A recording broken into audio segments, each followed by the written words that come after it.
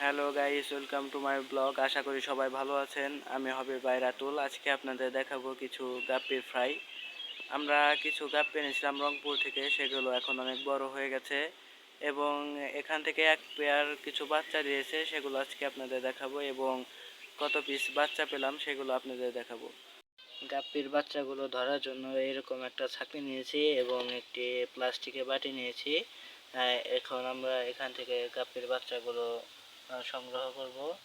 তো এখন আমরা কিছু পানি নিয়ে নেই।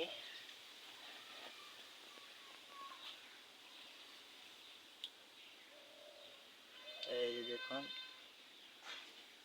এই যে এখানে 4টি বাচ্চা রয়েছে।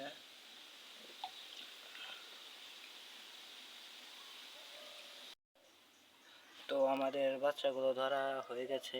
এখানে আমরা 12 পিস বাচ্চা পেয়েছি।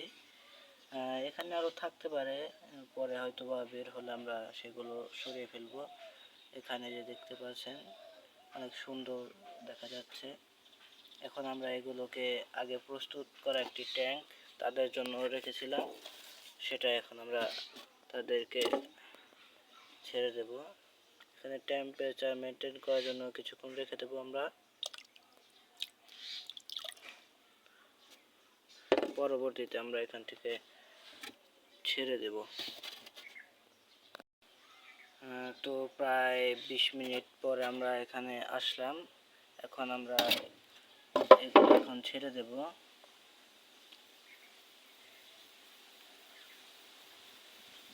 এগুলো ছেড়ে দিলাম আমরা। দেখেন কি সুন্দর সুইম করছে। আশা করি এগুলো তাড়াতাড়ি বড় হয়ে যাবে। তো কেমন লাগলো ভিডিও, সবাই লাইক করবেন, শেয়ার করবেন এবং ভালো লাগলে সাবস্ক্রাইব করে যাবেন। সবাইকে ধন্যবাদ। আসসালামু আলাইকুম।